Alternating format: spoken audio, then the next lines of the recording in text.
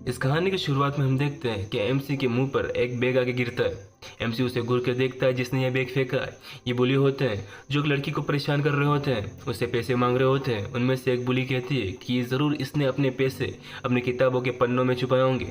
दूसरा बुली जब वो बैग उठाने जाता है, जैसे ही वो बैग उठाता है, वो अपना एमसी प्यार से उसे पूछता है कि ये बैग तुमने मेरे मुंह पर फेंका, क्यों?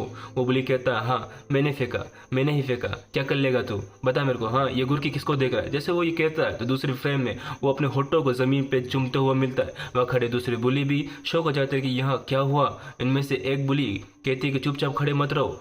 बुली अपनी सिगरेट नीचे फेंकता है और उसकी तरफ भागने लगता है। वो हवा में उठकर बंदर की तरह लात मारता है, लेकिन अपना एमसी उसे रोक देता है। उसका पैर पकड़कर जमीन पे, जहाँ पे वो बुली पहले से नीचे खत्म पड़ा हुआ था, उसके पिछवाड़े में घुसा देता है। फिर यहाँ से सीन चेंज होता है। अपना एमसी क्लास के अंदर जाता है। उसके टीचर कहते हैं कि तुम अपने पहले दिन पे ही लेट हो। वो कहता है कि आइंदा मैं ऐसी गलती नहीं करूँगा।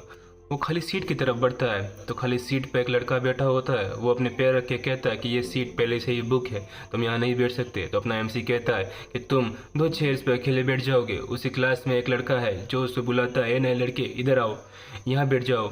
और वो कहता है उससे ज़्यादा उलझो मत, वो तुम्हें परेशान करेगा।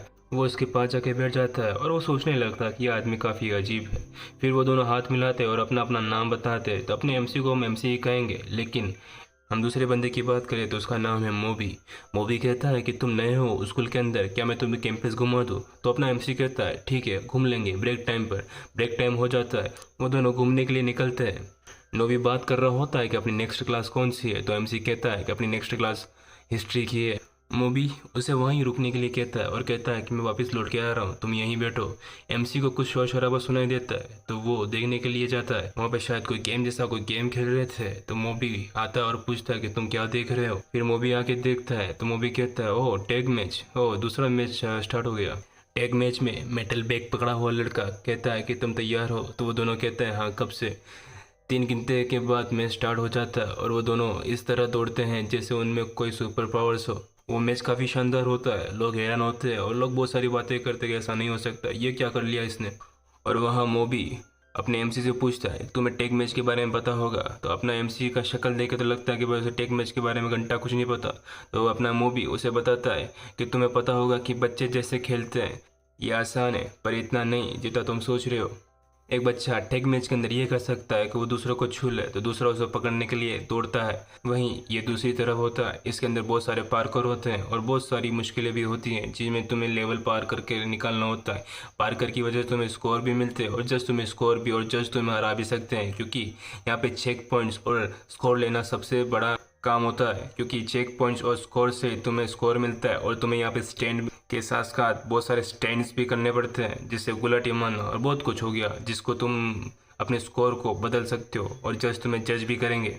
इस टेक मैच के अंदर तुम किसी को भी चुनौती दे सकते हो। अगर मैंने तुम्हारा लंच खा लिया तो तुम भी मुझे चुनौती दे सकते हो कि आओ मुझे टेक मैच में हरा के बताओ। तो एमसी कहता है कि मैं समझ गया, ये खाली भागल भाग वाला खेल है।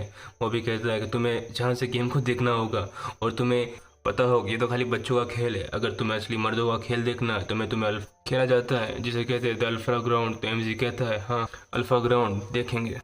तभी सीन चेंज होता है तो कुछ लड़के किसी को पूछ रहे होते हैं कि वो लड़का कैसा दिखता है। उस लड़के को पकड़ो और उस लड़के के बारे में पूरी जानकारी निकालो।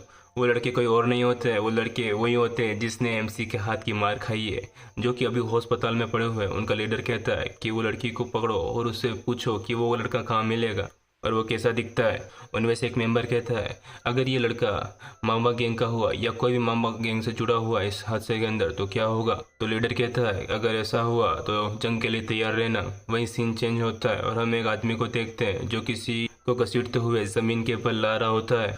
उस पर कुछ लिक्विड जैसा डालता है और वहाँ पे कौवा किसी की आँख खा रहा होता है। उनमें से एक लड़का कहता है कि तुम मेरे बॉस को पहले ही मार चुके हो, हमें छोड़ दो। मैं सच कह रहा हूँ, मैं अगली बार नहीं करूँगा, मैं कभी सीच अपनी जगह नहीं बदलूंगा। वो हल्की सी मुस्कुराहट दिखाता है और अपनी सिगरेट निकालता है। सिगरेट का लाइटर के साथ वो उसके मुंह पर फेंक देता है और हमें दिखता है कि वो वही गैंग का बंदा था, वो लड़के जिससे बॉस मामा गैंग के बारे में बात कर रहे थे। तो इस कहानी में बस इतना ही। अगर आपको ये वीडियो पसंद आई हो तो प्लीज़ यार लाइक कर दो। मैं धीरे धीरे शुरुआत कर रहा हूँ लेकिन हाँ बेहतर होता जाऊँगा, तो प्लीज़ लाइक और सब्सक्राइब करना मत भूलना। और कौन सा एनीमे आप देखना चाहोगे ये भी बता देना कमेंट बॉक्स में। Bye bye. और इस मांगा का पार्ट 2 भी देखना है तो कमेंट कर देना, ठीक है।